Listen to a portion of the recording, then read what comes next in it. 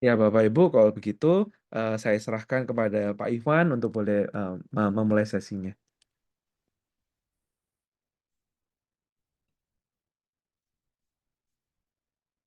Ya, selamat malam ya kepada semua jemaat, teman-teman di IEC, juga untuk Pak Yonatan untuk pendahuluannya. Terima kasih untuk kesempatan saya boleh berbagi kembali ya. Jadi tema ini tentang keuangan ini merupakan satu tema yang sangat-sangat penting dan memang kadang-kadang ya nggak jarang juga, nggak, maksudnya agak jarang dibahas di gereja ya tentang keuangan ini karena mungkin masih banyak konotasi yang negatif kalau bicara tentang keuangan itu. Tapi saya di dalam menyampaikan materi ini sangat sangat suka sekali karena lebih banyak pengalaman hidup saya, ya. Artinya gini, saya dulu nggak kepikir menjadi seorang hamba Tuhan, konselor, pembicara, ya apalagi cita-cita saya adalah pengen jadi seorang yang kaya, sukses, banyak duit, terkenal, ya. Makanya saya ngambil jurusan teknik kimia di ITB.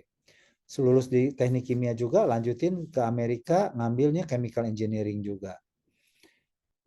Dan singkat cerita, Tuhan izinkan cita-cita saya menjadi orang yang terkenal, kaya, posisi tinggi. Saya kerja di satu perusahaan dari bawah sampai mencapai posisi tertinggi sebagai direktur, ya. Nah, pada saat posisi itulah saya melihat bahwa saya mencapai apa yang saya inginkan, sukses secara manusia.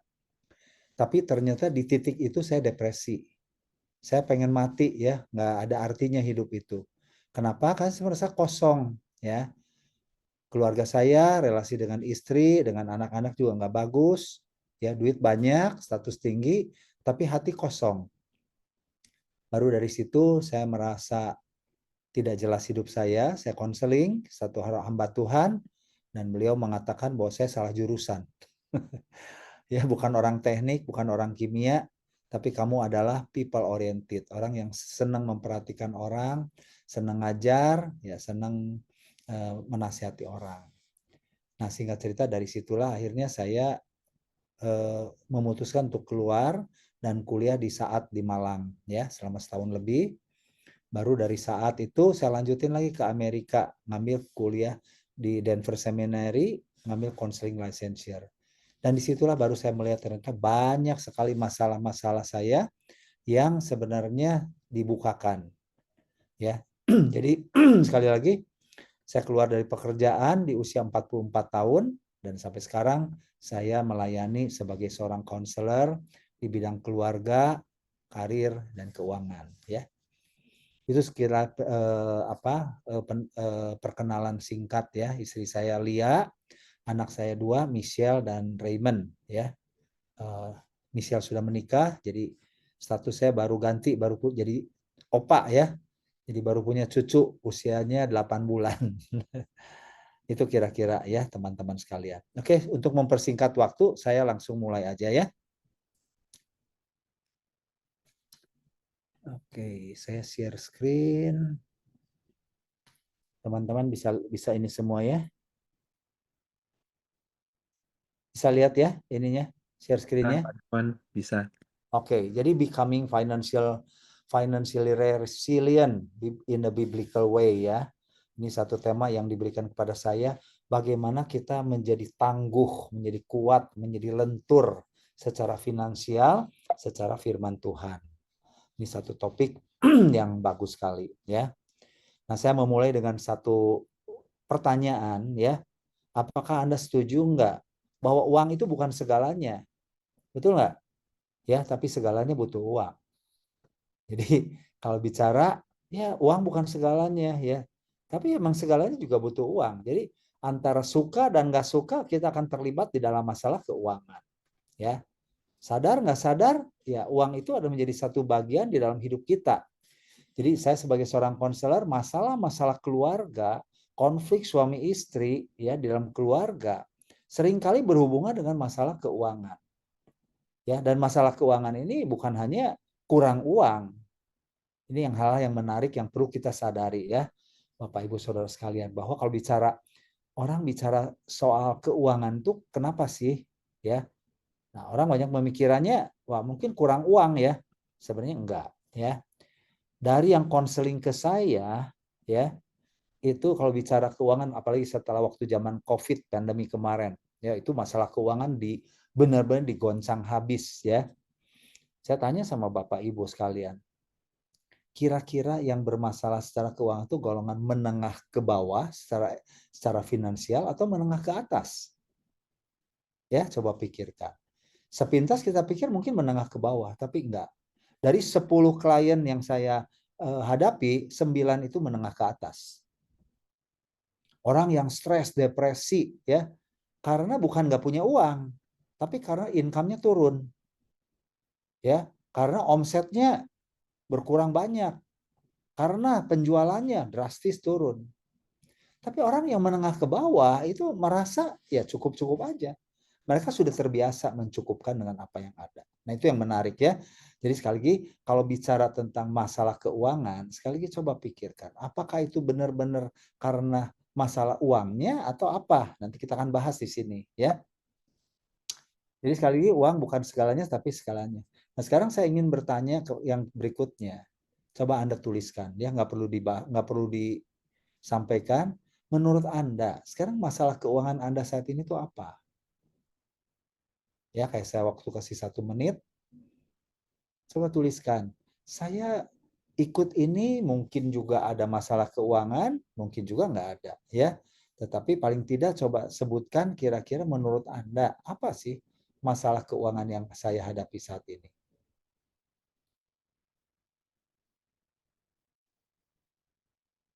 Atau nggak punya masalah, ya? Coba pikirkan.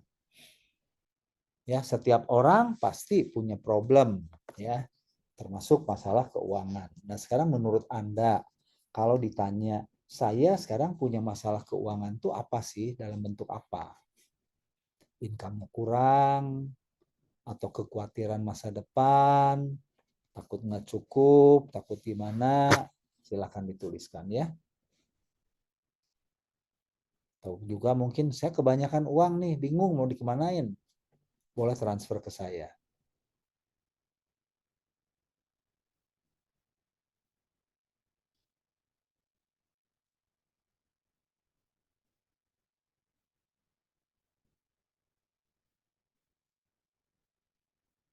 Ya, saya lihat di sini ada yang serius, nyatat, ada juga yang bingung ya, apa ya? Kok saya kayaknya nggak ada masalah keuangan.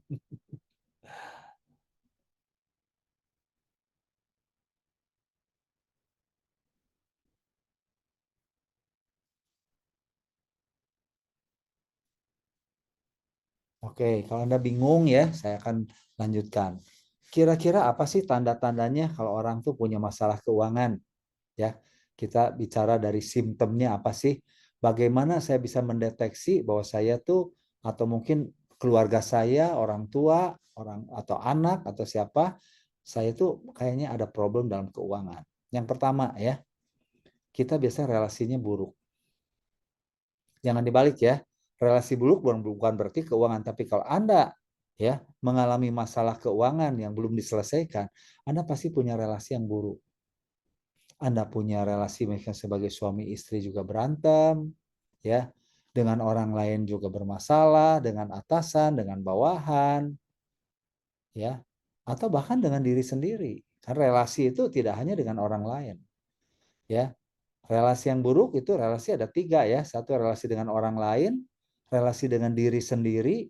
Saya merasa diri saya itu bodoh. Saya merasa diri saya itu gagal. Saya merasa diri saya itu tidak mampu. Nah, itu relasi juga, ya.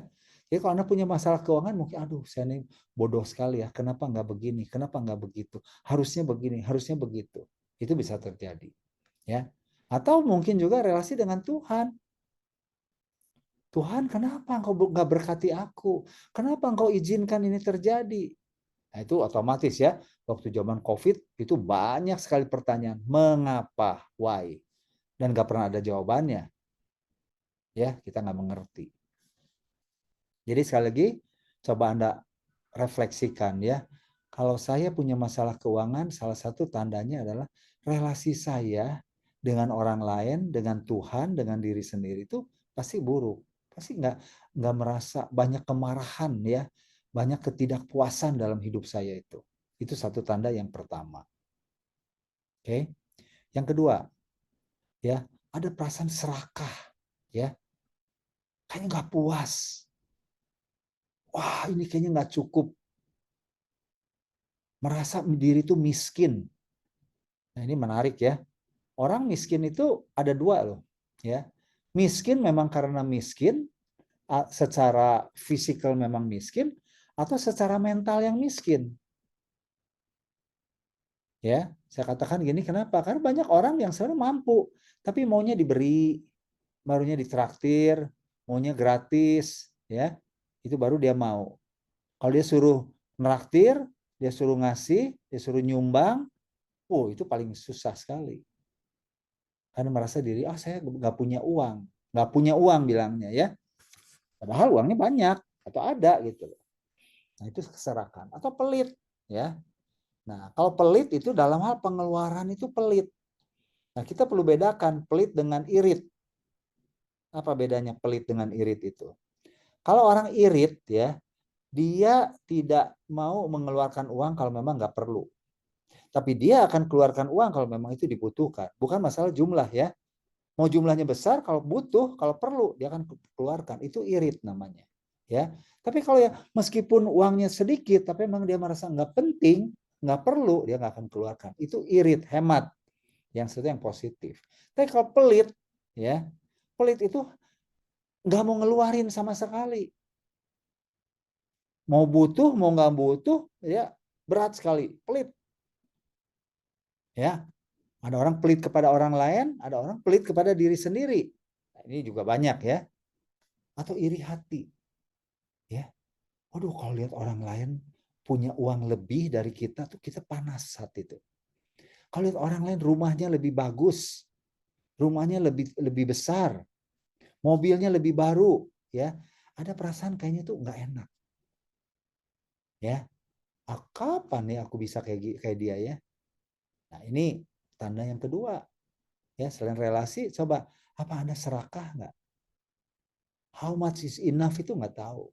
Kepengen lebih, ya. Atau tadi pelit, ya irit, irit bukan irit sekali lagi. Irit itu masih oke ya. Tapi kalau pelit itu sesuatu yang kita nggak mau keluarin meskipun perlu. Pengennya sekali lagi, pengennya diberi nggak mau memberi, ya. Yang ketiga, nah ini tidak merasa aman, insecure menghadapi masa depan. Kita boleh ya khawatir dalam arti memikirkan ke depan, tapi bukan berarti insecure. Insecure itu adalah rasa tidak aman, rasa tidak nyaman, ya, memiliki uang yang ada. Aduh, gimana ya nanti ya kalau udah ini? Gimana kalau uangnya habis? Gimana kalau nanti saya udah nggak kerja lagi? Gimana lah ya nanti kalau anak udah gede? Aduh, gimana ya nanti anak ini kuliah uang sekolahnya di mana dan sebagainya, banyak pikiran overthinking. Itu orang yang tidak merasa secure. Ya, yang berikutnya workaholic. Masalah keuangan, Anda kerja ya, ya orang workaholic itu kadang nggak sadar dia tuh workaholic. Ini bukan sesuatu yang sehat ya workaholic tuh. Ya, habis hobi saya kerja kok, habis saya tuh cari uang kok. Ya excuse-nya begitu, tapi sebenarnya enggak. Orang yang workaholic itu adalah salah satu bentuk luka di masa lalu. Mungkin dia dulunya tuh miskin secara finansial. Maka dia punya sumpah, aku harus jadi orang kaya. Dan untuk mencapai kekayaan itu, dia akan kerja sekeras-kerasnya. Ya, meskipun kerja keras nggak salah, tapi kalau kerja over, ya, mengorbankan kesehatan, mengorbankan relasi dengan keluarga, nah itu disebut workaholic. Ya, Tuhan menciptakan kita ini untuk bekerja, tapi tidak all the time. Tidak 7 hari, tidak 7 kali 24 jam. Ya, Tuhan menyebutkan dari pertama kali ya, ada hari Sabat. Ada resting day. Ya, nggak harus hari Minggu, terserah. Tapi ada sesuatu bahwa kerja itu ada istirahatnya. Ada orang yang kan nggak bisa istirahat. Karena 24 jam aja rasanya kurang. Pengennya lebih. Nah, ini udah termasuk workaholic. Itu tanda-tanda masalah keuangan. Yang kelima ya, secara mental, insomnia, nggak bisa tidur, banyak pikiran, ya, selalu mikirnya gini-gini, stres, atau bisa depresi. Ya, stres depresi ini satu gejala yang sangat umum sekali orang masalah keuangan. Ini gimana, gimana, gimana. Atau psikosomatis. Psikosomatis itu banyak sekali keluhan-keluhan fisik, ya, mungkin mulai dari migrain, sakit kepala, mahnya kambuh, alergi, ya, pada sakit semuanya. Tapi waktu dicek ke lab, ke dokter, nggak ada apa-apa, nggak ada, semuanya normal. Nah, ini artinya psikosomatis, penyakit fisik yang disebabkan karena pikiran, ya, bukan karena benar-benar fisiknya sakit gitu loh. Nah, silakan Anda cek sendiri ya, apakah masalah keuangan Anda tuh mempengaruhi relasi Anda, ya, mempengaruhi hati Anda, merasa tidak aman, serakah, atau membuat Anda tuh mati-matian sekarang kerja, ya, sebisa mungkin mumpung saya masih kuat. Nah, itu biasanya excuse-nya seperti itu. Mumpung saya masih kuat dan saya lakukan itu demi keluarga. Padahal keluarganya, pasangannya semuanya bermasalah, nggak puas dengan apa yang dilakukan oleh dia, ya. Yang tadi kelima, coba sering nggak bisa tidur, ya, udah makan obat tidur gimana, stres, depresi, banyak keluhan-keluhan, hidupnya nggak happy. Nah, ini beberapa tanda-tanda kalau Anda merasa saya punya masalah keuangan nggak, ya mungkin bisa dicek dulu gitu loh ya, ada nggak kira-kira seperti ini. Nah, kita harus menyadari ya satu dasar daripada firman Tuhan, ya, bahwa sumber uang, sumber kekayaan, sumber berkat itu dari Allah. Itu yang paling fundamental, kita harus ingat, ya, bahwa semua itu dari Tuhan, sumbernya, ya, bukan dari bos saya, bukan dari perusahaan saya, bukan dari gereja yang menggaji saya, bukan, ya. Karena semua itu adalah salurannya, vessel of blessing. Tapi the resource of blessing itu dari Tuhan. Nah, itu satu dasarnya yang perlu kita ingat, ya. Di Mazmur 24 ayat 1 dikatakan, Tuhanlah yang empunya bumi serta segala isinya. Nah, ini kita harus ingat itu terus, ya. Jadi kalau perlu uang, carinya kemana? Jangan fokusnya ke salurannya dulu. Ini aku di PHK nih. Wah, udah panik, udah gimana. Aku nih mau pensiun nih, kehilangan pekerjaan, kehilangan sumber dan sebagainya. Ya, cari Tuhan dulu sebagai sumbernya. Tuhan, Engkau yang punya segalanya di dunia ini. Nah, sekarang aku kehilangan saluran ini. Biar Tuhan bukakan saluran yang baru. Ya, tapi kalau kita panik, ya, kita akan mencari saluran-saluran yang lain sendiri. Sehingga itu yang membuat kadang-kadang orang jadi berbuat dosa, korupsi lah, ya, berbuat sesuatu yang tidak sesuai dengan kehendak Tuhan. Tapi pada saat kita punya masalah keuangan, kita datang kepada sumbernya. Tuhan, anakku mau kuliah, aku nggak punya uang. Boleh nggak Tuhan? Tuhan sediakan dana itu. Nah, ini sesuatu hal yang sangat fundamental. Anytime, ya, tadi kan Anda tuliskan, ya, masalah keuangan Anda apa. Nah, pada saat Anda merasa masalah keuangan itu, apa yang terpikirkan? Biasanya kita mikirnya, waduh, apa orang-orang pinter ya, ini cari gini, cari peluang, cari gini. Ya, disebut salah ya nggak salah sekali, tapi capek. Ya, karena sebenarnya yang empunya bumi ini adalah Tuhan, serta segala isinya. Kenapa kita carinya dengan pikiran sendiri?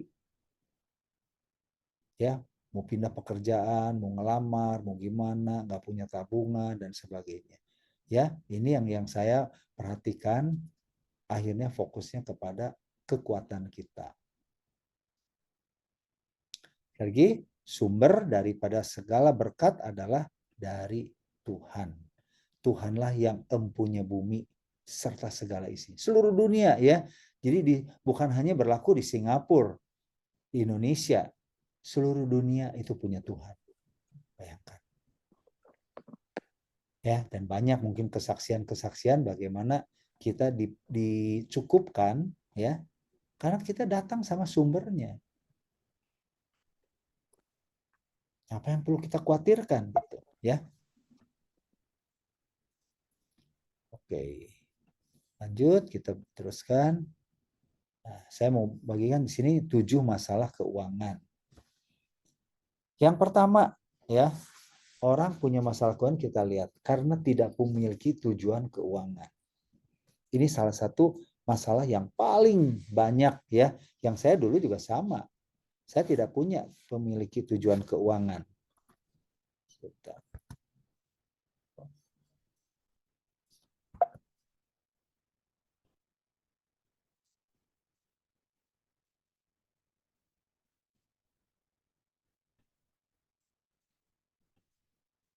Sebentar kok ini tiba-tiba hilang ya di saya.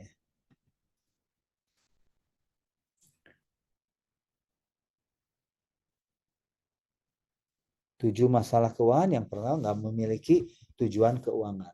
Contohnya begini yang paling simpel, ya. Kalau sekarang Anda di sini banyak yang sudah jadi orang tua, ya.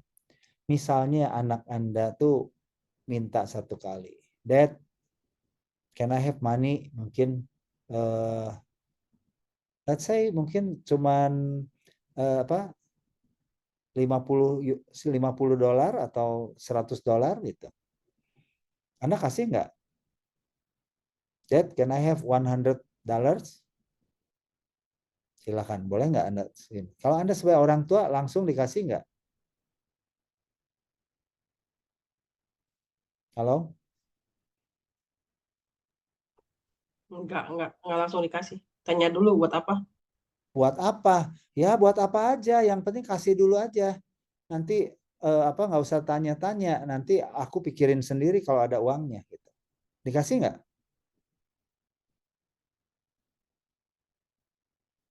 Kalau anaknya bilang gitu, nggak usah tanya-tanya buat apa, yang penting kasih dulu aja, nanti aku pikirin buat apa. Anda sebagai orang tua yang bijaksana akan ngasih nggak? Tidak. Ya. Ya. Nah, ini yang sering kali terjadi. Banyak orang Kristen berdoa, Tuhan berkati aku, Tuhan berkati aku, Tuhan gini. Tuhan tanya buat apa? Ya pokoknya berkati dulu deh. Nanti aku pikirin, aku akan nyumbang ke gereja, aku akan ngasih ke orang dan sebagainya dan sebagainya. Tuhan tidak akan jawab. Ya. Tapi kalau misalkan anak-anak itu jelas, Dad, Mom, I need money, give me $100, ya. Buat apa? Ini handphoneku rusak atau laptopku rusak atau apa, ya I need this ini. Anda tahu dan Anda punya uang, Anda pasti kasih, benar nggak? Nah demikian pula dengan Tuhan juga sama. Kenapa seringkali Tuhan tidak memberkati? Karena kita minta tapi sesuatu nggak jelas. Bless me, ya. Dan nggak puas terus Tuhan berikan aku, berkati aku, berkati. Dan kita nggak pernah punya satu tujuan keuangan yang jelas, ya. Uang itu untuk apa gitu loh?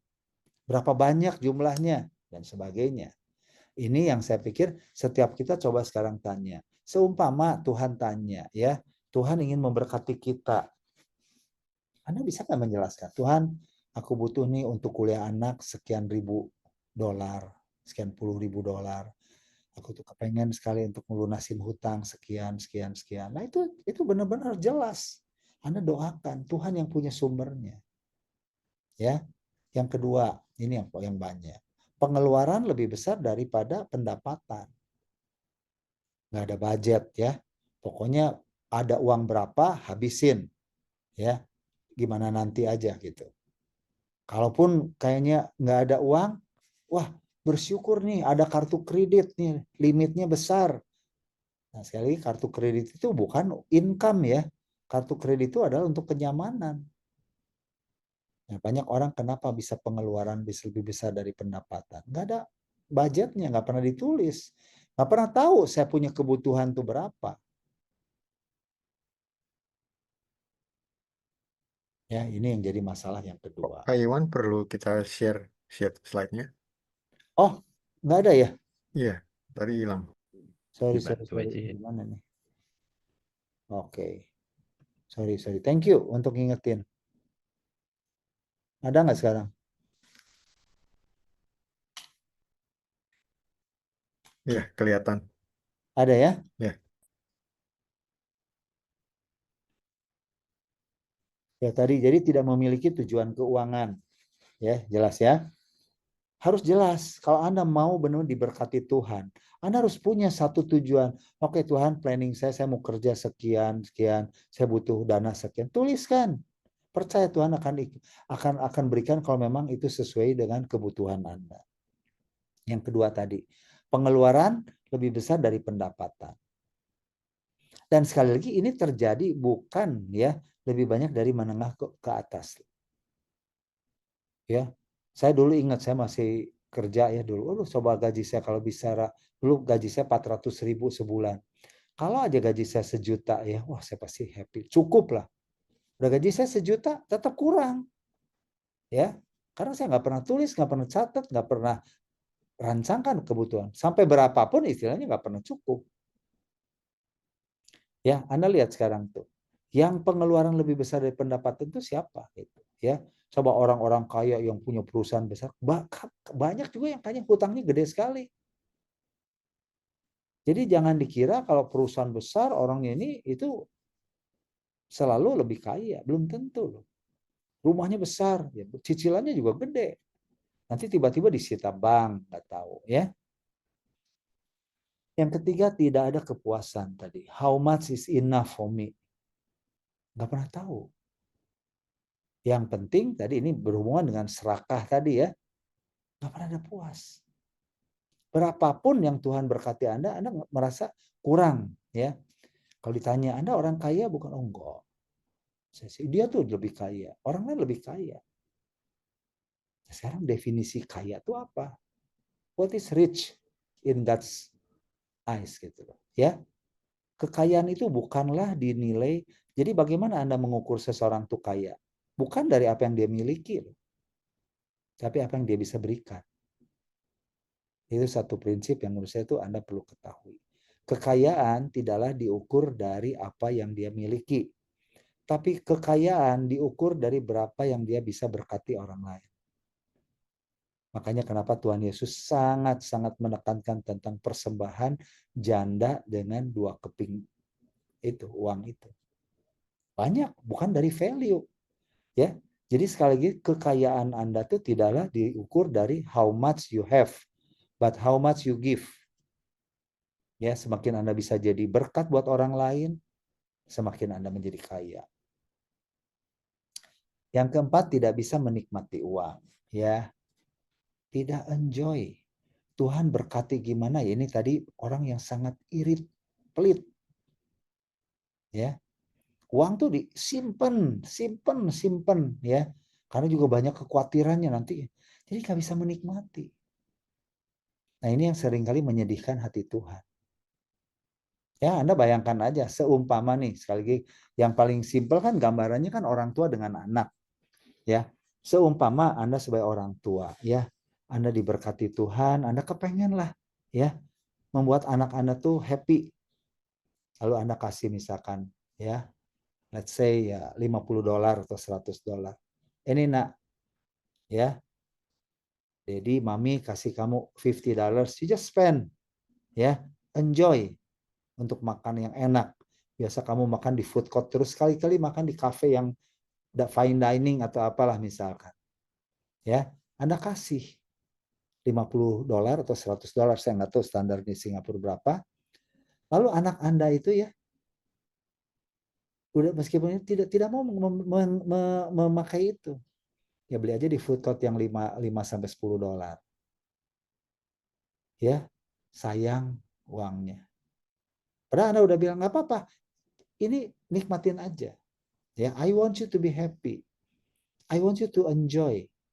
Ya, nanti untuk yang lain, Daddy, Mami kasih lagi. Anda tapi nggak lakukan itu. Sedih nggak sebagai orang tua? Ya, sedih dong. Bukan berarti kita ngajarin anak boros, bukan. Tapi sometimes kadang-kadang God want to spoil us. Ya, God want to make us happy. Nah, jadi menurut saya ini perlu sekali. Orang tuh harus bisa menikmati juga. Makanya saya suka melihat orang tuh ya, misalkan gini. Anda kalau spend misalnya ya, spend uang misalkan beli barang. $1.000 untuk let's say barang apa ya? Ya tas lah misalkan, let's say $1.000 tas ya dengan $100 tas. Saya tanya, siapa yang lebih boros? Yang 100 yang 1.000? Oh, beli tas aja $1.000. Ngapain? Ya, saya tanya, yang spend $1.000 atau yang spend $100 yang boros tuh?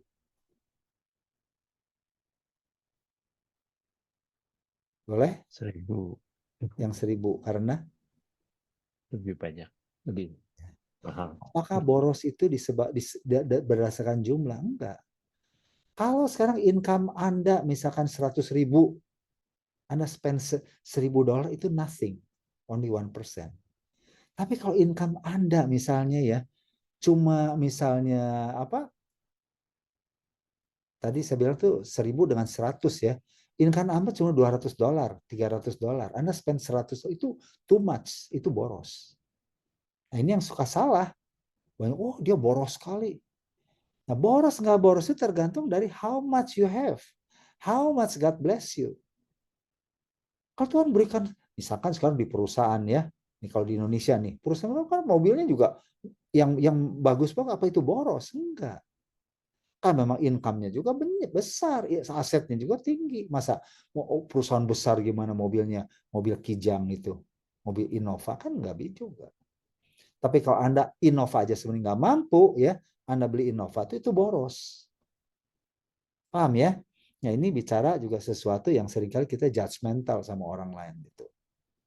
Ya orang yang punya uang banyak, dia spend dengan apa batasan tertentu, I think it's okay. Beli baju sekian, beli kacamata, beli tas, beli apa? Ya balik lagi, berapa banyak yang dia uang yang dia miliki. Yang kedua, ya jadi balik lagi, boros dan nggak boros itu bukan dari value-nya, tapi dari ya kemampuannya. Yang kedua dari motivasinya. What is the motivation?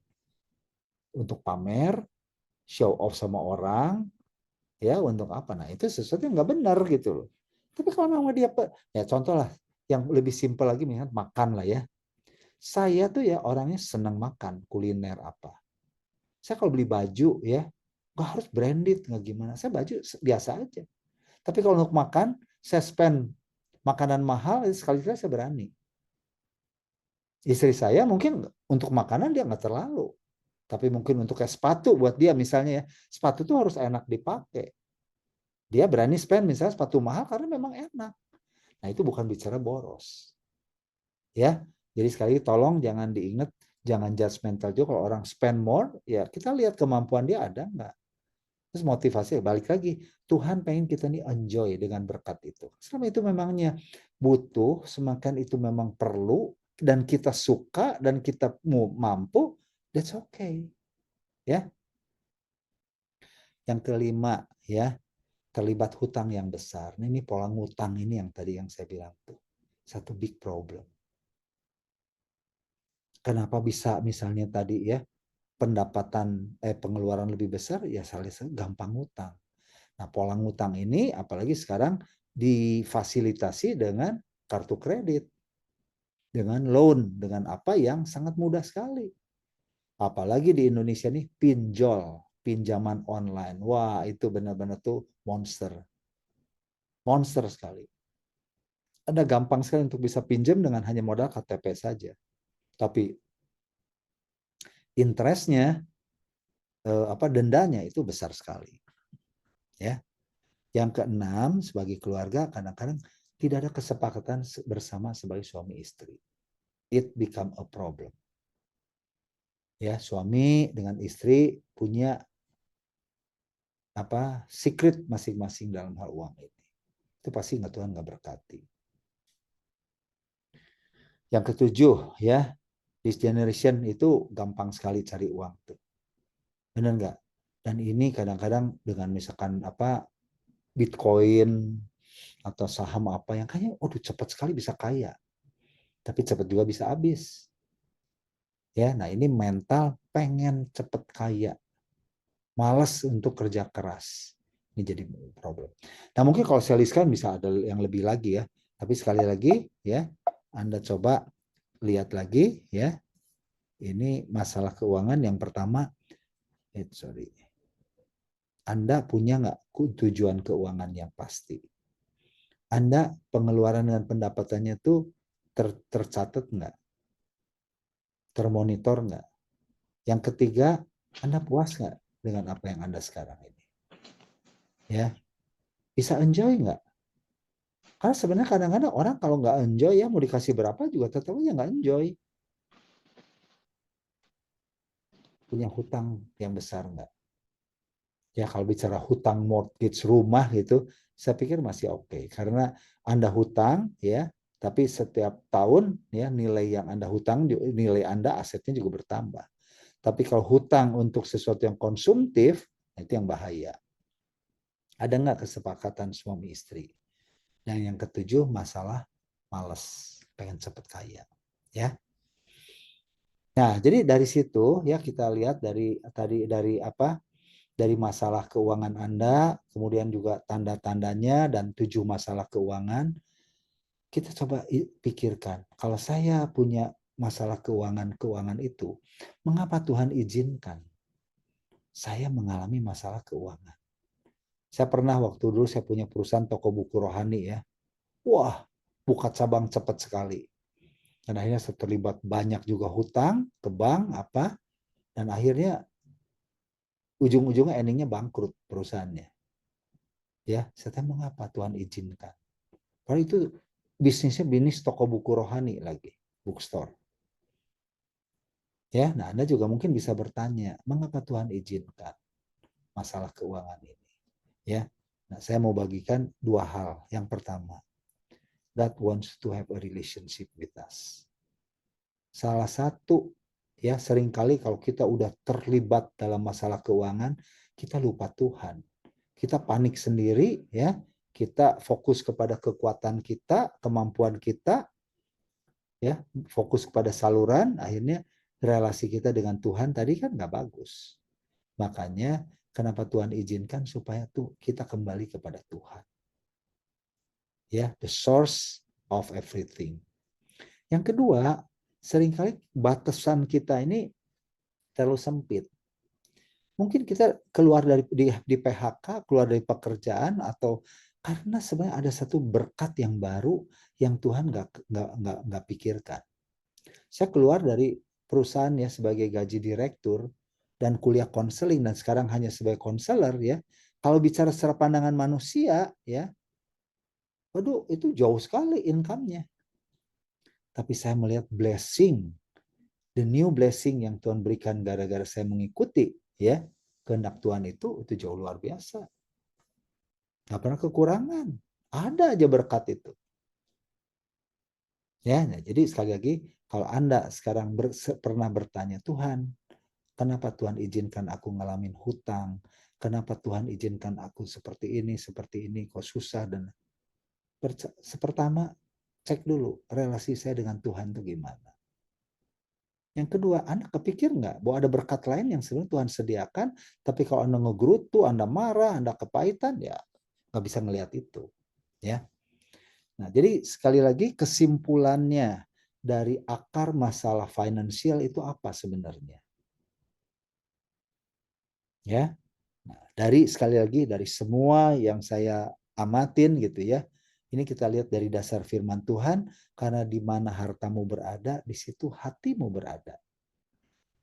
Akar segala kejahatan adalah cinta uang. Ya, jagalah hatimu dengan segala kewaspadaan, kan dari situlah terpancar kehidupan.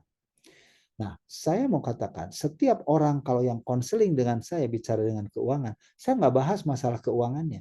Income kamu berapa, pengeluaran kamu berapa, coba kira-kira kamu bisa cari peluang lain nggak untuk mencari ini. Enggak, itu masalah teknikal. Ya, tapi akarnya di sini.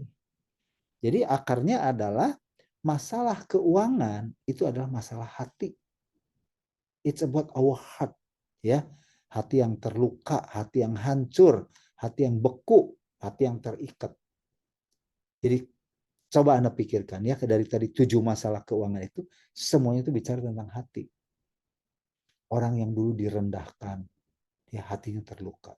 Saya mau buktikan saya bisa kaya. Itu hati, maka dia jadi serakah, maka dia jadi pelit, maka jadi dia workaholic. Ya, saya tidak rela ya, saya kalah sama orang lain. Saya mau tunjukin saya lebih hebat daripada dia. Itu masalah hati. Kenapa orang korupsi? Apa orang korupsi itu karena kurang?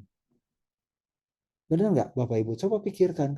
Orang yang korupsinya triliunan begitu, itu apakah uangnya atau hatinya? It's all about heart.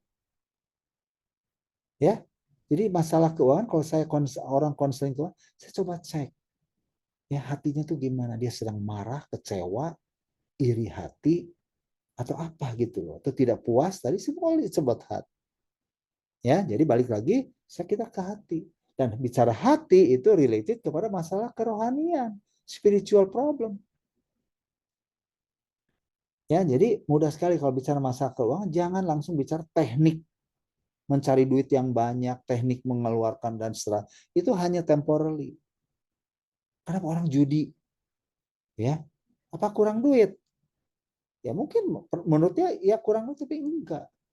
Orang-orang kaya gimana judi sampai bangkrut itu ya karena masalah hatinya, masalah spiritualnya. Dia mau tunjukin bahwa aku bisa kaya dengan kekuatanku. Aku bisa kaya dengan latar belakangku. Aku bisa kaya dengan kehebatanku. Ya. Nah, jadi sekali lagi ya, kalau kita lihat di sini dari tema kita, bagaimana kita bisa menjadi financially resilient?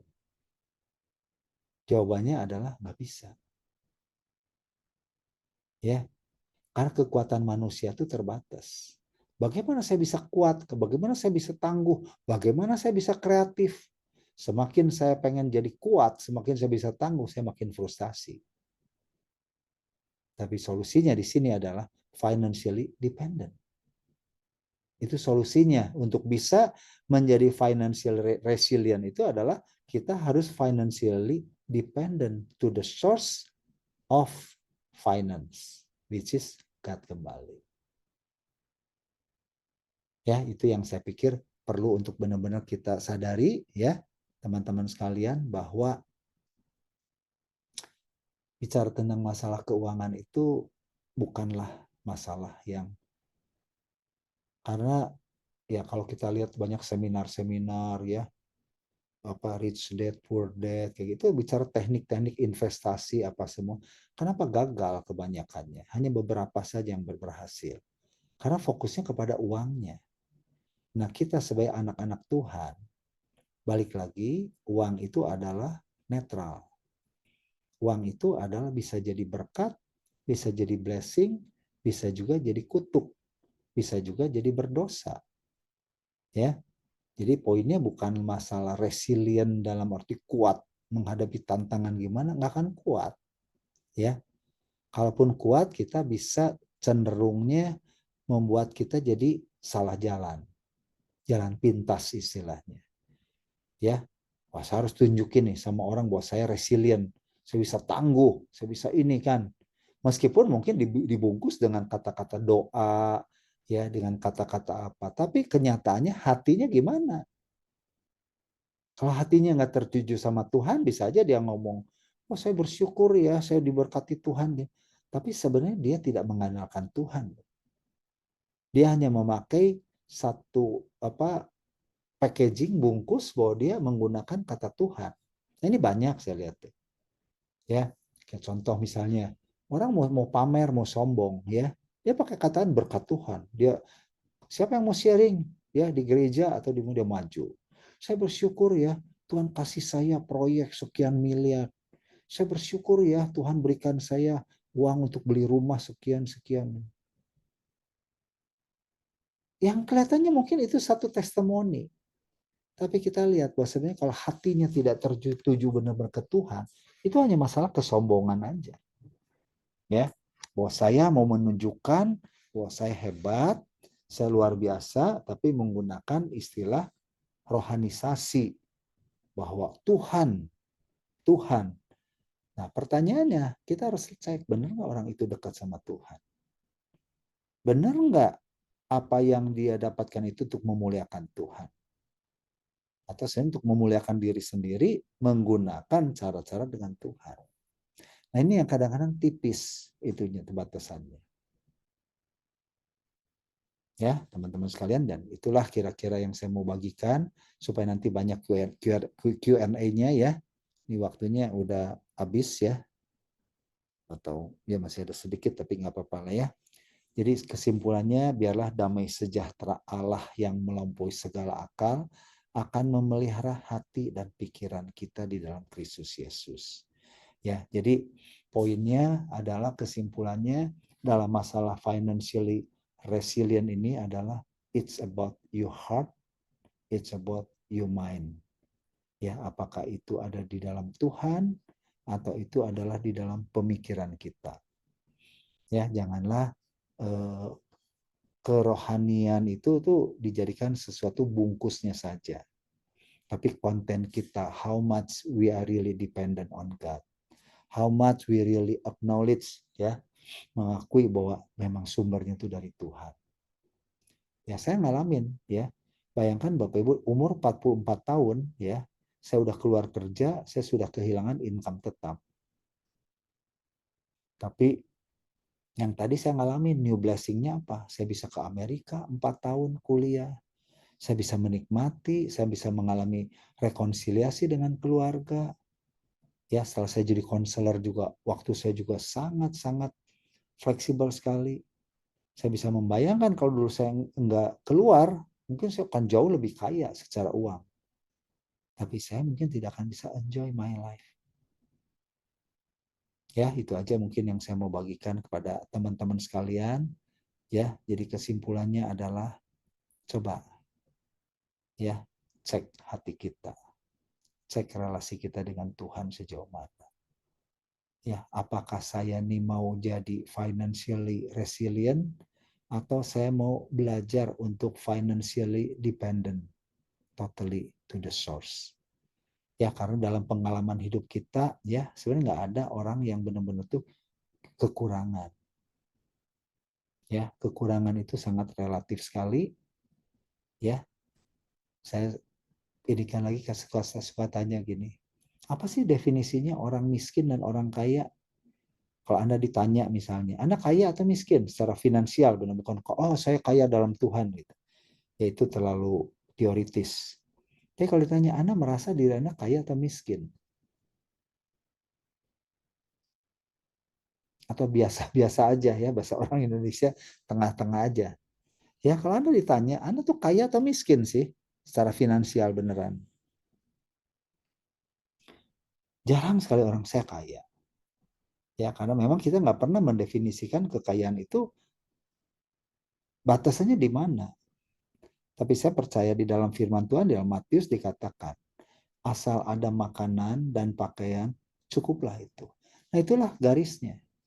Kalau Anda kekurangan makan, Anda kekurangan pakaian, Anda miskin. Tapi kalau Anda masih bisa makan, Anda masih punya pakaian yang dimakai, itu tuh kita orang kaya. Dan kita punya kemampuan untuk memberi. Ya, selama saya masih bisa memberi, saya kaya. Tadi saya bilang tekanan, orang kaya ditentukan dari pemberiannya, bukan dari yang dimilikinya. Ya, biarlah setiap kita mengakui, mengaminkan, we are rich people in God. Oke? Dan biarlah setiap kita, sekali lagi, menghadapi masalah apapun dalam keuangan, coba kita kembali kepada the source. Kita kembali perbaiki relasi kita dengan Tuhan. Dan yakin, Lord, I want to be close to you. I want to be dependent to you. I want to follow, to obey the process. Ya, seringkali Tuhan mengorbankan masalah keuangan demi masalah kerohanian. Itu aja yang saya pikir, ya, kita semua harus sadari bahwa setiap kita adalah orang kaya. Bukan kaya benar teoritis, kaya dalam itu, enggak, benar-benar kaya. Ya, karena kita masih bisa makan kok setiap hari. Masih punya pakaian, nggak punya rumah tuh bukan berarti miskin. Ya, definisi di Alkitab sangat jelas. Asal ada makanan dan pakaian, cukuplah itu. Itulah batasannya. Makanya fakir miskin itu orang miskin memangnya. Dan kita perlu memberikan kepada mereka. Oke, thank you ya. Karena waktunya dibatasin segitu, jadi saya bagikan dan mudah-mudahan dari Q&A-nya nanti apa aja yang Anda mau tanyakan ya seputar keuangan silahkan ya. Semoga saya nanti bisa ya sharingkan. Thank you. Ya, terima kasih banyak kepada Pak Iwan yang sudah men-sharingkan ya, luar biasa. Saya pikir materinya dan pembawaannya sudah begitu jelas. Bukan cuma dari materinya saja, tapi ada juga kesaksian hidup dari Pak Iwan. Tadi ada beberapa hal yang mungkin saya ada beberapa tagline gitu ya yang mungkin saya coba ulang. Jadi sebetulnya masalah keuangan itu bukan masalah kekurangan uang, tetapi masalah relasi, masalah hati yang tidak mengandalkan Tuhan. Kita kembali lagi diingatkan ya bahwa sumber daripada apa yang kita punya itu berasal dari Tuhan. Tuhan yang mempunyai bumi dan segala isinya. Dan dari masalah-masalah yang keuangan yang kita hadapi itu justru tujuannya adalah supaya kita punya kembali relasi yang dekat dengan Tuhan. Dan juga Tuhan mau memberikan kita berkat yang baru. Lalu ada juga tadi yang satu kalimat yang diutarakan oleh Pak Iwan, bahwa kekayaan itu dinilai bukan dari berapa banyak yang kita miliki, tapi berapa banyak yang bisa kita berikan. Ya, kita bisa menjadi berkat bagi orang lain.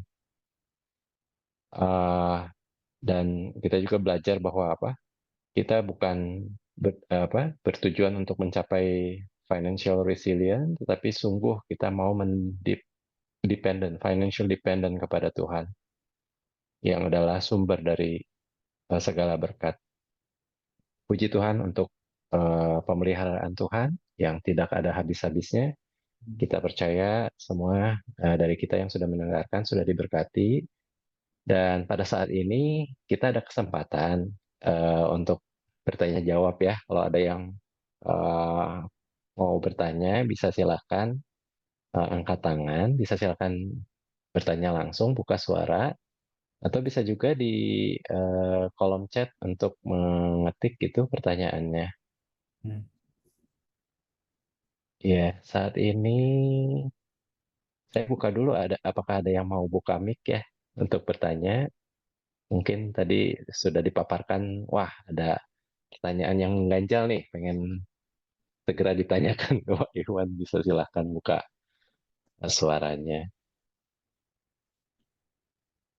Tadi ada pertanyaan yang kalau kita mau anak kita encourage gitu kan untuk Iya. menjadi lulusan sekolah top gitu supaya membesarkan masa depan yang cerah, apakah ini salah gitu kalau kita melakukan hal itu, Pak Iwan? Ya, bagus sekali. Nggak ada yang salah ya, dalam arti kerinduan semua orang tua tuh pengen anaknya baik. Tetapi seringkali itu juga harus disesuaikan dengan kondisi anak. Harus disesuaikan juga dengan panggilan Tuhan dalam diri anaknya. Ya, karena saya melihat banyak orang tua yang kecewa. Kamu harus masuk misalnya di Indonesia, kamu harus masuk ITB, harus masuk UI misalnya ya. Wah, itu kan the best seolah-olah. Tapi pertanyaannya ya, apakah lulusan ITB sebagai universitas yang anggap terbaik di Indonesia itu ya, dengan lulusan universitas lain yang biasa ya, endingnya itu pasti lebih hebat dari yang ITB? Enggak, not always loh. Itu hanya satu sarana ya. Maksud saya boleh, tetapi seringkali orang tua memberikan pressure yang cukup kuat sama anak, anaknya nggak sanggup ya. Atau anaknya pintar tapi ternyata nggak bisa masuk. Karena nggak bisa masuk ke universitas terkenal tuh not only because of the brain, because of the intellectual. Sometimes kadang-kadang tuh life tuh is mystery ya. Orang pinter kok yang lebih pinter nggak bisa diterima. Orang yang kayaknya lebih kurang pintar dari dia malah bisa diterima. Ya, nah itu. Jadi jangan memikirkan bahwa ini nggak boleh. Boleh, kita doakan Tuhan, I really want my children untuk masuk ke universitas terkenal ini. Tapi sekali lagi, biar kehendak Tuhan yang jadi. Ya, pengalaman anak saya, perempuan Michelle, waktu dia mau ke Amerika.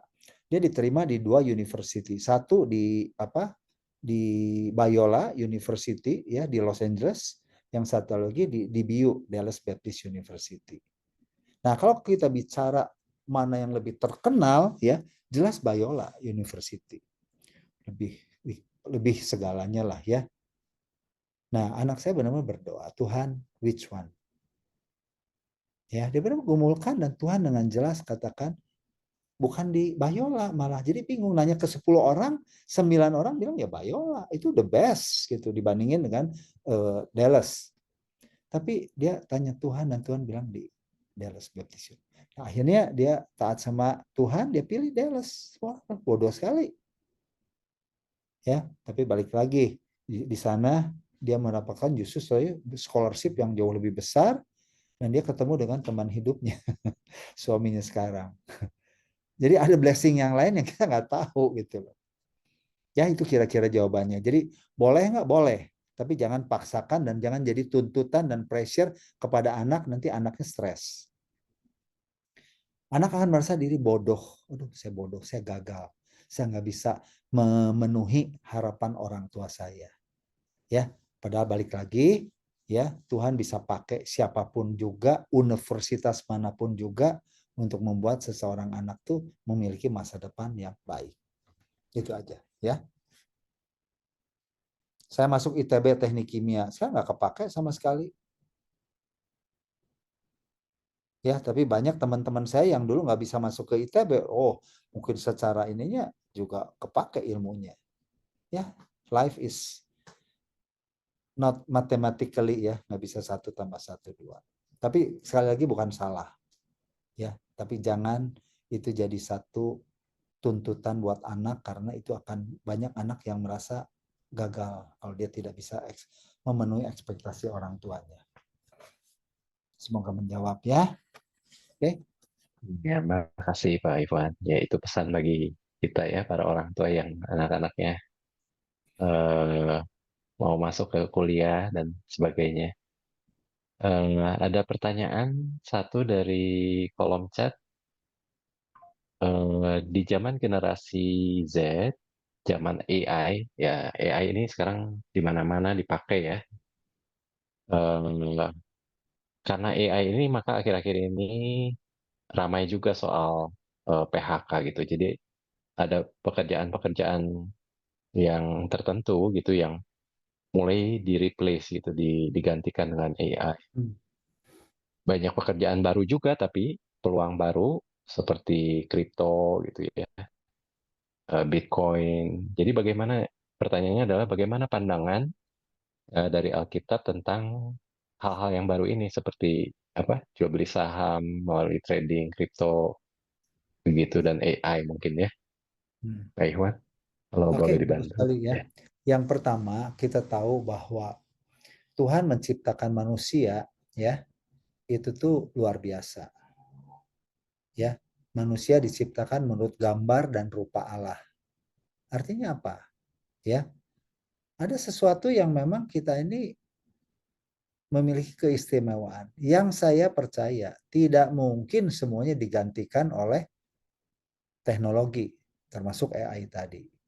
Secara kecerdasan, secara intelektual, secara data statistik itu bisa.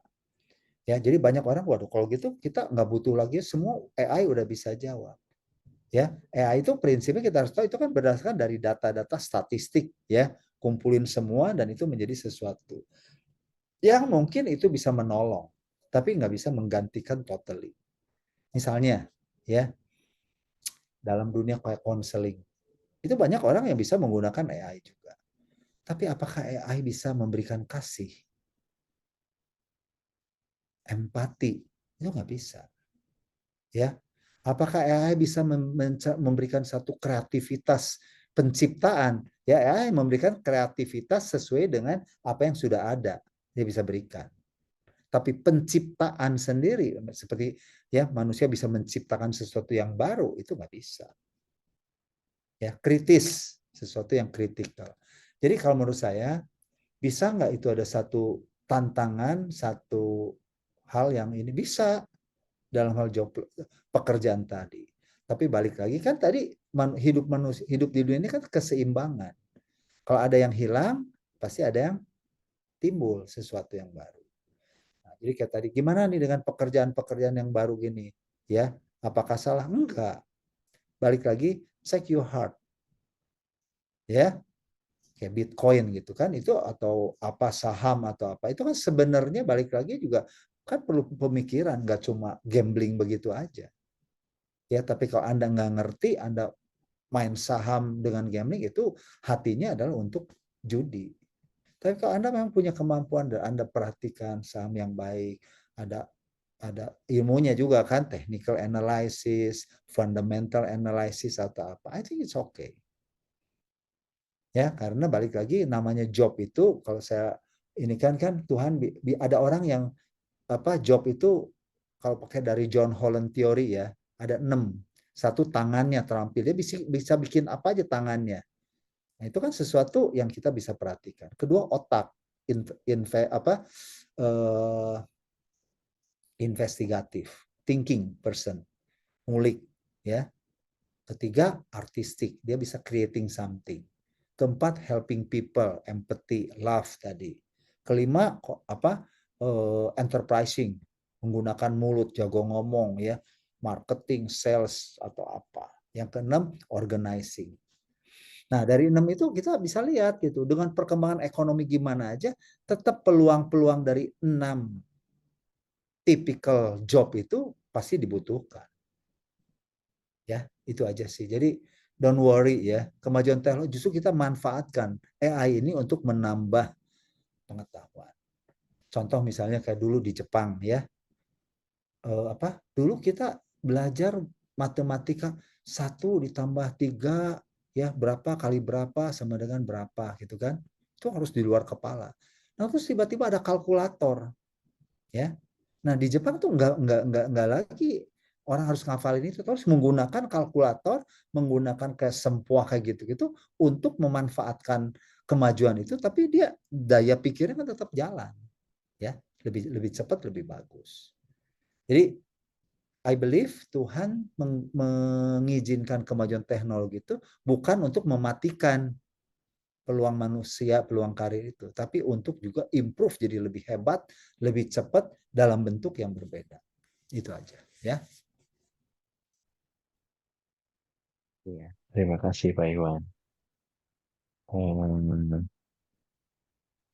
Ini apakah ada yang saya membuka kembali kesempatan, apakah ada yang mau open mic untuk bertanya? Mungkin ada yang eh, berpikir atau mau diutarakan.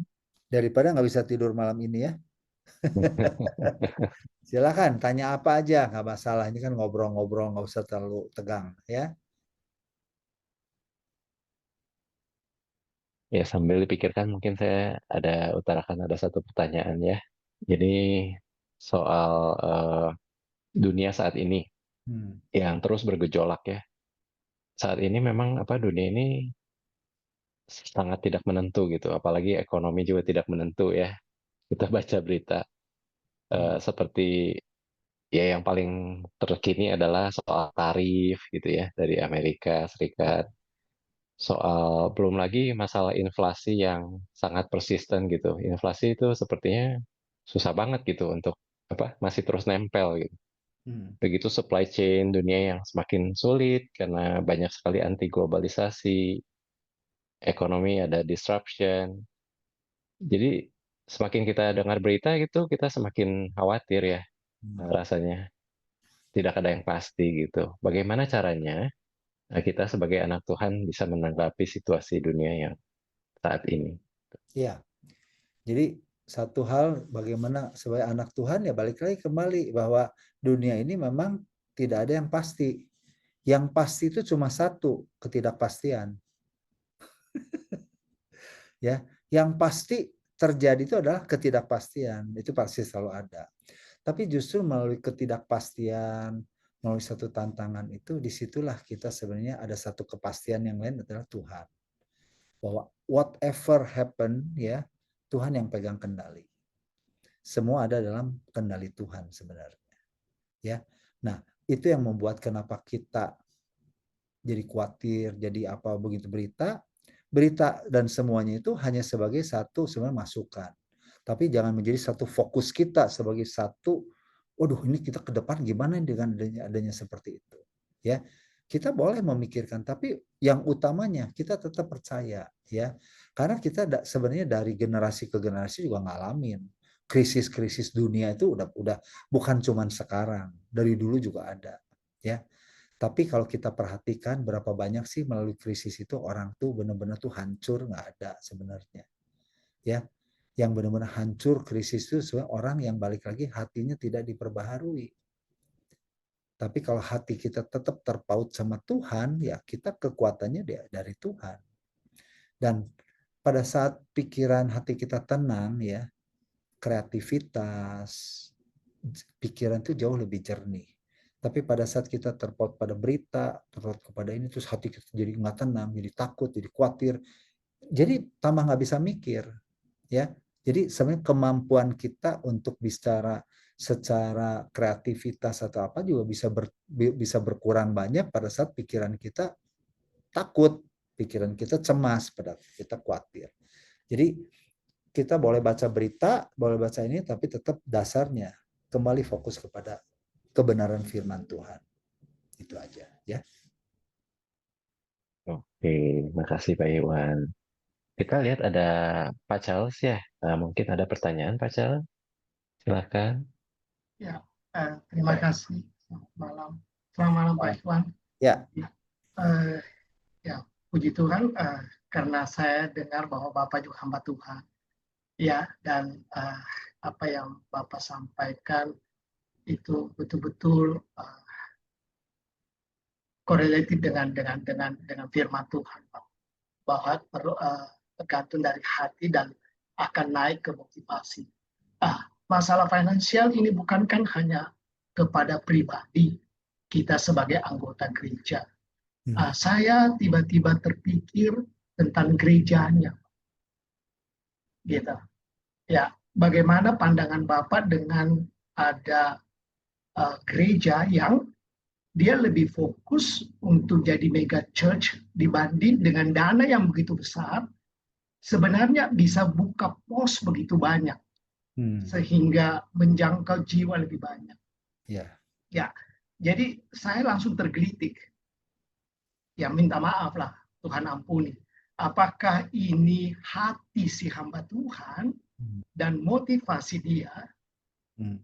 Itu saya tidak berani ngejudge. Hanya bagaimana pandangan Bapak sebagai hamba Tuhan juga. Terima kasih.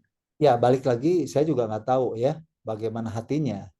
Ya, karena balik lagi itu urusan pribadinya dia. Bisa saja Tuhan mungkin berikan dia satu beban, ya, untuk supaya bisa memberikan sesuatu mega church itu, mungkin iya. Mungkin juga sebenarnya Tuhan tuh berikan dia, ya coba kamu lebih baik tuh dana yang begitu besar itu pakai untuk church planting di pedalaman, bisa juga. Nah, tergantung daripada apa yang Tuhan taruh dalam hatinya dia, ya. Tanggung jawab dia kepada Tuhan. Dan saya pikir itu balik lagi kita bisa lihat dari buahnya aja. Ya, bagaimana sebenarnya dia bisa menjadi berkat buat orang lain. Terus kita juga bisa sense lah sebenarnya tuh ya. Bagaimana yang seperti tadi kadang ada orang yang bilang, oh ini berkat Tuhan, tapi sebenarnya itu untuk show off. Tapi kan gak semua maksudnya orang, kayak contoh yang tadi, apakah orang yang beli barang mewah, mobil mewah itu semua salah gitu loh. Ya, kalau memang ternyata ya balik lagi Tuhan berkati dan supaya bisa dinikmati, ya nggak salah juga. Nah, saya juga nggak tahu ya dengan mereka tuh membangun gereja yang mewah itu out of memang sekarang misalnya semua jemaat itu kepengen ya very generous membangun gereja yang begitu besar ya, dan di luar itu juga mereka juga punya proyek yang lain, saya nggak tahu. Tapi balik lagi it's hard to say ya, balik lagi itu kembali kepada hubungan kita pribadi dengan Tuhan. Kita nggak bisa judge mereka, tapi dari buahnya lah kita bisa mengenal mereka. Ya. Karena balik lagi tadi ya, apakah punya rumah mewah itu juga salah gitu loh ya. Kan bisa aja kita nggak usah bikin rumah mewah tapi sumbangin Ya, tapi kalau sekarang kita melakukan bagian kita, udah nyumbang, udah apa, terus Tuhan juga pengen kita punya kemampuan, punya rumah yang bagus apa juga nggak salah juga. Ya, kita nggak tahu ya, tapi sejauh mana apakah apa yang saya lakukan itu tuh untuk memuliakan Tuhan, untuk memberkati orang, atau itu untuk keakuan diri sendiri. Nah, itu yang kita perlu apa? Evaluasi.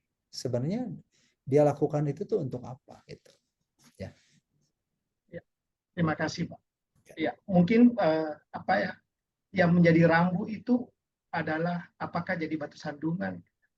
Bisa. Ketika juga jemaat misalnya pakai barang mewah, datang ke kebaktian, ya memang dia mampu, tetapi ya kita juga harus tahu kita datang untuk apa gitu. Kalau kamu ke pesta ya oke, tapi kalau ke ibadah walaupun mampu, ya janganlah ya jadi sandungan. Terima kasih, Pak. Sama-sama, betul sekali ya. Jadi balik lagi kalau bicara jadi batu sandungan ini, ya kadang-kadang kita nggak jadi batu sandungan juga. Ya, jadi tetap ini masalah yang nggak bisa black and white begitu ya. Sekarang kalau kita aja sekarang melakukan sesuatu yang benar, bisa nggak kita jadi batu sandungan? Bisa saja, karena kita nggak bisa mengubah persepsi orang terhadap kita, benar nggak? Ya, tapi yang paling penting saya bisa bertanggung jawab dengan apa yang saya lakukan, dengan apa yang saya keluarkan kepada Tuhan. Ya, seringkali kita sudah melakukan begitu aja, orang ada aja yang bisa ngomong nyalengnya gimana, bisa aja ya. Tapi balik lagi, saya setuju dengan Bapak, kita harus benar-benar juga peka, punya wisdom. Tuhan, apakah ini yang Tuhan inginkan? Boleh nggak? Ya sama seperti tadi, Bapak kalau punya anak gitu, ya nggak selalu kan diirit terus semua, atau selalu pakai barang yang murah-murah semua.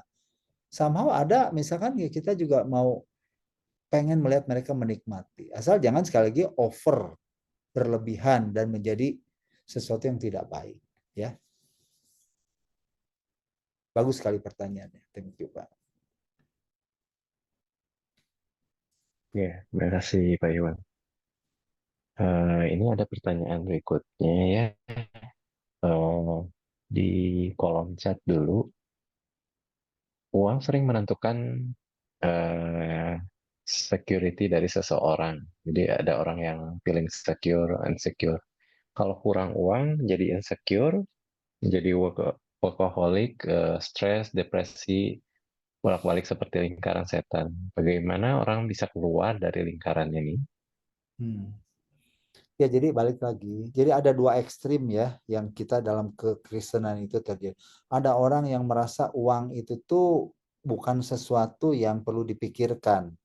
Itu ada urusan Tuhan. Cukupkanlah dirimu dengan segala apa yang ada, dan biarlah Allahku akan memenuhi segala kepala bla bla bla. Tapi dia jadi malas. Jadi saya tidak jadi berhikmat ya. Kalau menurut saya harus ada satu tadi keseimbangan. Sebagai anak Tuhan, kita juga harus mempersiapkan masa depan. Ya, contoh misalnya, setiap kita harus bisa cara menabung. Setiap kita minimal punya investasi. Jangan maksudnya tuh kita hidup itu yang tadi, uang bukan segalanya, tapi segalanya butuh uang. Makanya karena segalanya butuh uang, maka kita harus berhikmat bagaimana mempersiapkan uang itu. Saya masih melihat banyak orang Kristen yang udah tuanya tuh tambah sengsara karena harus minta-minta sama anak. Karena dia dari mudanya tidak pernah prepare for the future. Benar nggak? Ya. Tapi balik lagi, prepare for the future itu juga bukan berarti segalanya tuh kita habis-habisan mengorbankan yang lain. Jadi keseimbangannya adalah kita sebagai anak Tuhan harus loh punya satu skill, kemampuan untuk bisa financial planning. Saya akan kerja berapa tahun? Ya, setelah saya kerja pensiun nanti saya gimana lifestyle saya gitu. Itu perlu ya. Makanya saya juga waktu itu ngambil certified financial planner gitu. Itu sangat menolong sekali. Ya, kita bukannya perusahaan, secara pribadi pun harus punya. Saya mau sekolahin anak nanti apa. Itu ada planningnya semua gitu. Ya. Itu kira-kira. Jadi keseimbangannya adalah jangan fokus di uang, jangan juga cuek. Ah, gimana nanti? Seolah pakai lagi, nanti Tuhan akan cukupkan. Ya kan nggak gitu juga. Betul, Tuhan akan cukupkan, tapi bagian kita adalah kita juga harus punya akal budi, hikmat gimana saya bisa mempersiapkan masa depan saya. Yang pasti apakah saya setiap bulan itu bisa nabung nggak? Itu aja pertanyaannya ya. Kalau orang nggak pernah bisa nabung, berarti satu lampu merah ya. Karena nabung juga sama, it's not about the value of nabung ya. Aduh nggak bisa nabung, ini habis terus. Nah, itu juga salah ya. Masa nabung sekarang misalnya kalau di $10 sebulan nggak bisa, $100, $1.000 ya. Nabung tuh is a habit. Kalau dari kita biasakan habit mau berapapun kecil nanti itu jadi, ya Tuhan katakan barang siapa setia dalam perkara yang kecil dia akan diberikan setia dalam perkara yang besar. Jadi setiap anak Tuhan harus bisa nabung ya. Nabung investasi.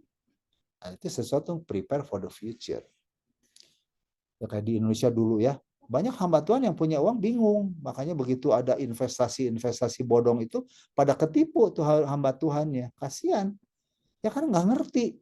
Ya uang tuh mau diapain gitu loh kalau ada lebih itu. Cuma tabung deposito aja kan sayang di bank itu.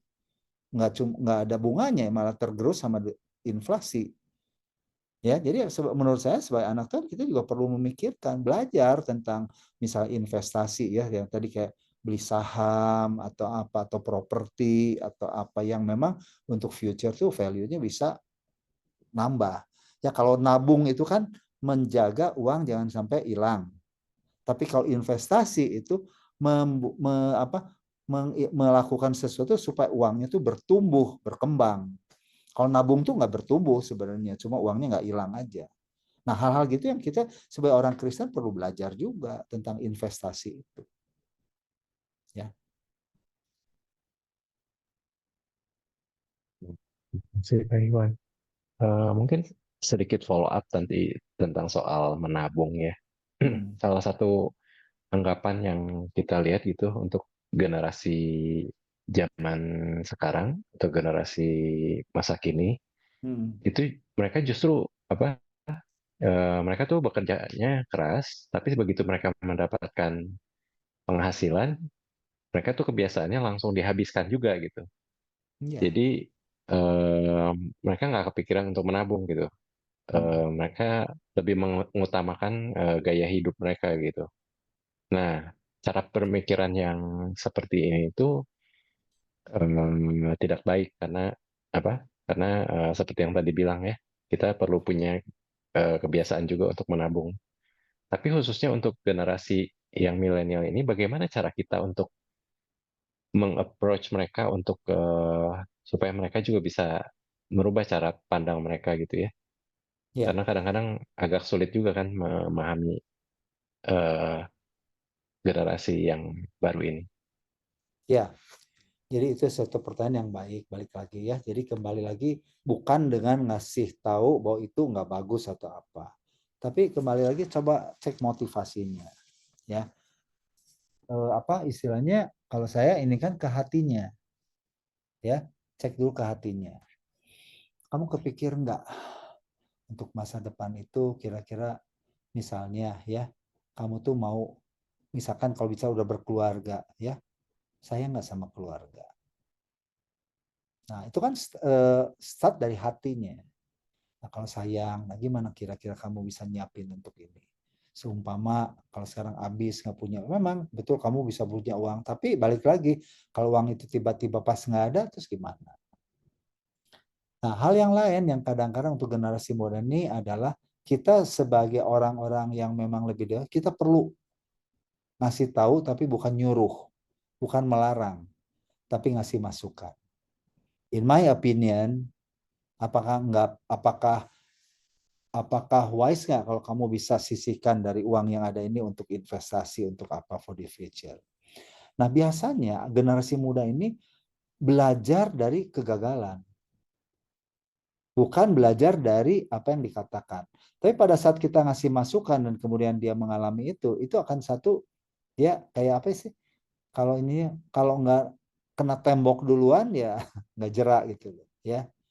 Jadi sejauh kita, misalnya kalau kita posisi sebagai orang tua, kita ngasih masukan. Coba kamu pikirin. Ya, pada saat anak generasi sekarang itu dikasih diskusi, itu biasanya lebih terima. Tapi kalau dilarang atau diharuskan, itu mereka akan menunjukkan bahwa saya lebih pintar dari kamu. Ya, dalam pengamatan saya menghadapi generasi baru ini, appreciate dia punya effort dulu, ya, baru kita masuk ke situ. Tapi kalau kita begitu ngelarang, kamu ada uang tuh nggak boleh dihabisin, harus gini-gini. Wah, mereka merasa itu kuno, ya, mereka akan lakukan sesuatu yang berbeda. Tapi pada saat kita diskusi, ya, kalau menurut aku apa nggak lebih baik ini, ya, karena kamu mungkin kalau sekarang punya uang bagus sekali, ya, kalau bisa diinvestasikan nanti masa tuanya gimana. Itu praktikalnya. Banyak yang saya tolong tuh dengan memberikan kesempatan kepada dia untuk berpikir. Mungkin bisa dia berubah, mungkin juga enggak.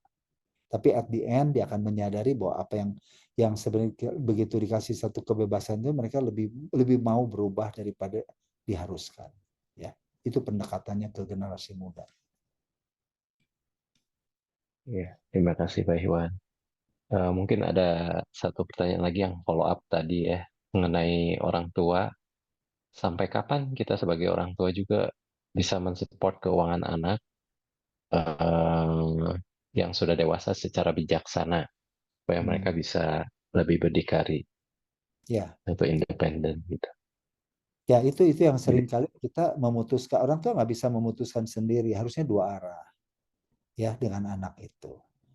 Kamu kira-kira butuh support dari kami sebagai orang tua tuh sampai kapan, berapa banyak?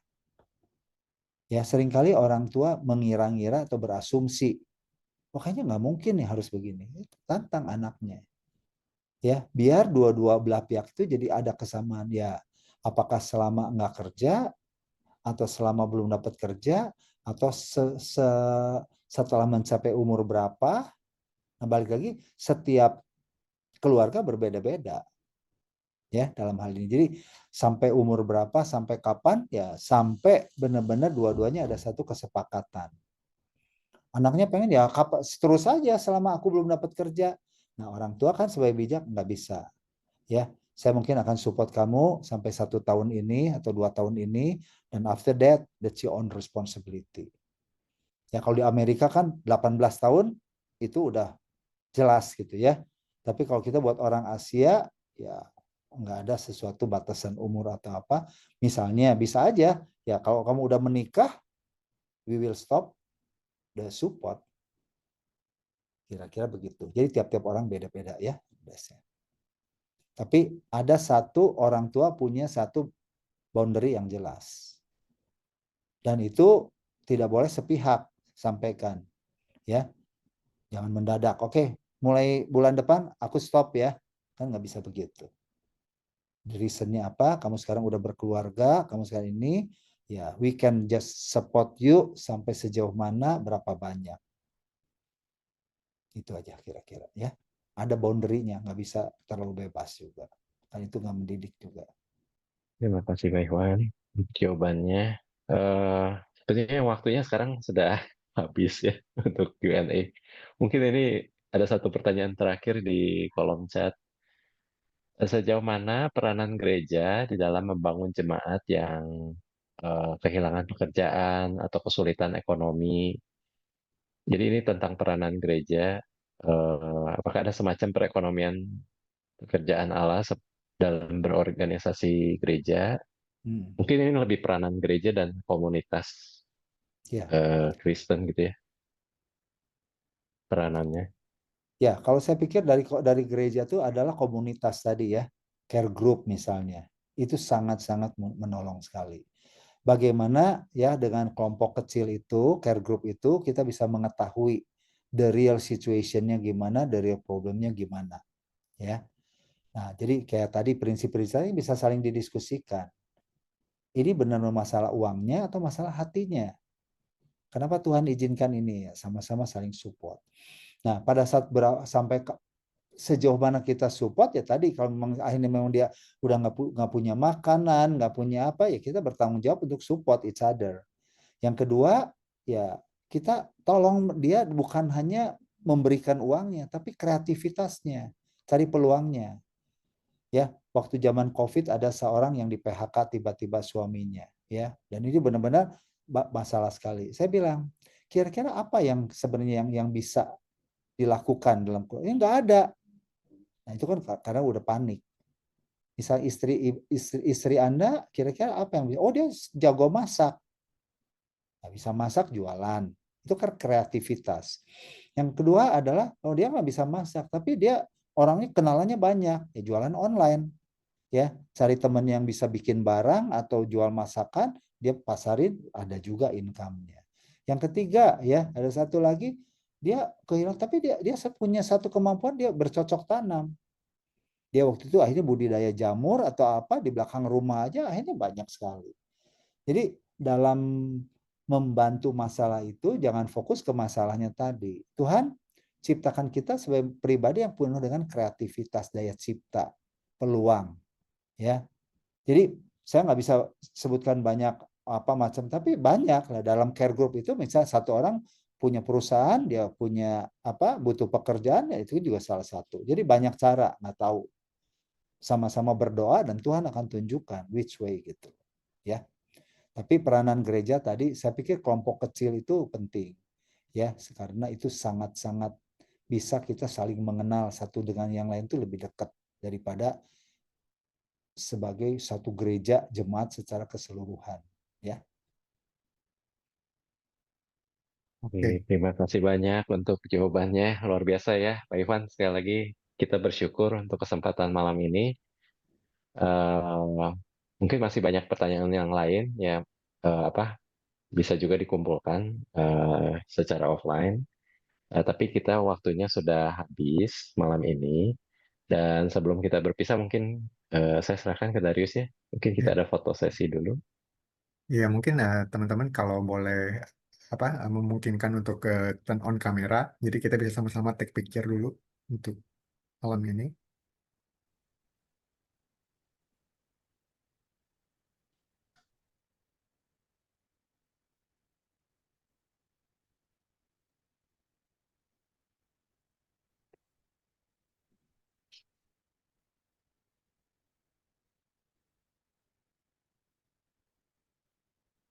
Oke, saya hitung ya. Satu, dua, tiga.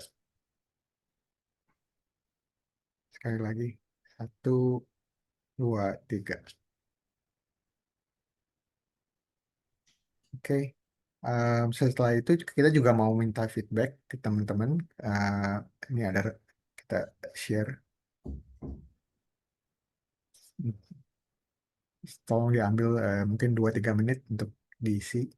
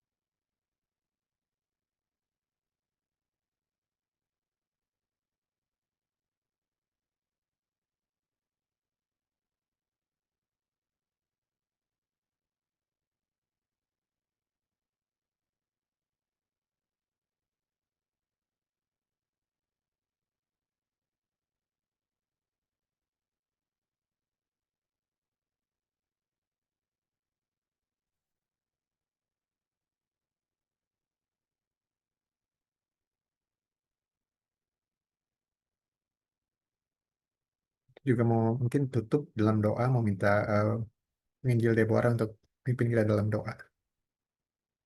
Ya. Mari kita bersatu di dalam doa. Ya Tuhan, kami sungguh bersyukur karena Tuhan yang boleh terus memimpin kehidupan kami, khususnya kami pada malam hari ini Tuhan bisa diberikan satu kesempatan untuk kembali merenungkan bagaimana kami sebagai orang yang telah Tuhan berkati, Tuhan berikan tanggung jawab dalam mengelola harta maupun juga ketika kami perlu berhati-hati di dalam kami memperlakukan uang ataupun harta yang kami miliki. Tuhan, kami bersyukur karena kami boleh kembali diingatkan bagaimana uang yang adalah berkat Tuhan, tapi jika kami tidak mengandalkan Tuhan, kami bergantung pada keinginan diri kami sendiri, itu bisa menjadi hal yang berbahaya. Dan kiranya Tuhan, setiap kami di tempat ini ya Tuhan, boleh memperoleh berkat yang dari Tuhan, hikmat yang dari Tuhan, untuk ketika kami pun juga bisa mengelola harta uang yang kami miliki, yang Tuhan percayakan kepada kami dengan baik, dan juga Tuhan pun juga menolong setiap kami supaya juga Tuhan pakai kami untuk menjadi saluran berkat ya Tuhan, dan juga ketika ada kami pun juga ya Tuhan yang sangat-sangat bergumul dengan masalah cinta uang, Tuhan pun juga kiranya menolong kami untuk kami pun juga boleh terus bergantung kepada Tuhan dan bukan bergantung pada uang yang kami miliki. Tuhan, kami juga bersyukur sekali untuk pelayanan Pak Iwan yang telah memberikan berkat Tuhan bagi kami, yang telah memberikan hikmat juga yang bagi kami lewat materi pada malam hari ini. Kiranya Tuhan yang boleh terus memberkati Pak Iwan di dalam pelayanan beliau sebagai seorang konselor, sebagai pembicara, di dalam keluarga, sebagai suami, sebagai ayah, dan juga sebagai opa. Tuhan yang kiranya mau terus memberkati Pak Iwan dan juga memakai Pak Iwan sebagai saluran berkat bagi orang-orang di sekitarnya. Terima kasih Tuhan untuk seminar pembinaan pada malam hari ini. Kiranya iman kami boleh semakin diteguhkan, dikuatkan di dalam Tuhan. Kami akan menutup hari ini, kami akan beristirahat. Kiranya Tuhan yang boleh memberikan kepada kami satu kekuatan, kedamaian, dan biarlah hari demi hari yang kami boleh terus jalani untuk kami bekerja, untuk kami mengelola tanggung jawab dan harta yang Tuhan berikan kepada kami boleh lakukan dengan kami bergantung pada Tuhan, dan kami hanya menyerahkannya pada Tuhan untuk memuliakan nama Tuhan di dalam kehidupan kami. Terima kasih Tuhan, kami berdoa dan kami bersyukur di dalam satu nama Tuhan Yesus Kristus. Amin. Amin. Thank you semua Thank yang you. sudah hadir. Thank you. Terima kasih untuk Thank kepada you. Pak Iwan ya. Terima Terima kasih. kasih semua. Arigato. Terima kasih semua. Terima kasih Pak Iwan. Pak Iwan. Terima kasih. Good night. Good night dia. Tuhan Bye-bye. berkati. Bye-bye.